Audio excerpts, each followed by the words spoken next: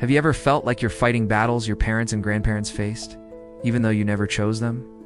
Patterns of addiction, cycles of broken relationships, constant financial struggles. It's like the same problems keep showing up generation after generation. Friend, the Bible has a name for this. More importantly, it has a solution.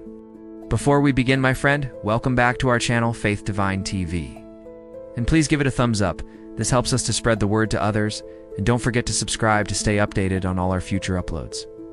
Let's dive in. The spiritual truth. What are generational curses? In Scripture, we see that sin can have lasting effects beyond one person's lifetime. Exodus 34-7, it talks about the consequences of sin visiting the children and their children to the third and fourth generation. This isn't God being unfair.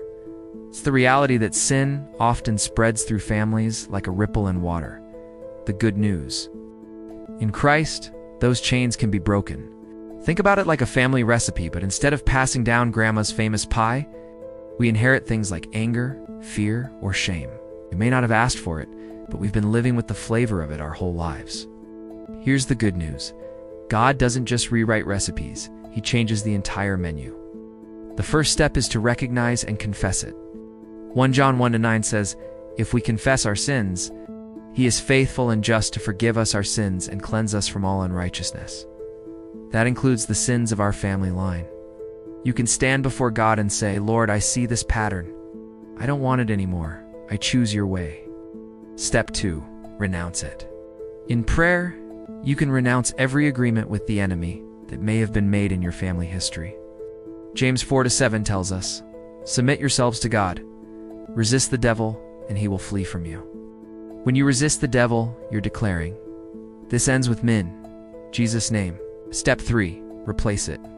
Breaking free is not just about removing the curse, it's about replacing it with God's blessing. Deuteronomy 28 shows that obedience to God's word brings blessings to you and your children. Start speaking life over your family. My home will be filled with peace. My children will walk in truth. My legacy will honor God. Step 4, remain in Christ. Freedom is maintained by staying connected to Jesus daily. John 15-5 says, "I am the vine. You are the branches. Apart from me, you can do nothing." You break the cycle by building a new one, a cycle of prayer, worship, and obedience. Friend, you are not doomed to repeat your family's mistakes. Through Jesus, you can start a brand new chapter, one where your children inherit faith, not fear, blessing, not bondage. So today, make the choice. The cycle ends with me. The blessing starts now. If this spoke to you, pray over your family today. Speak God's promises out loud.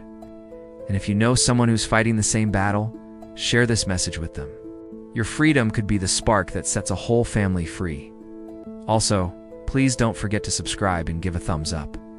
So until next time, stay rooted, stay real, and keep walking with Jesus. Thank you for watching and supporting this channel.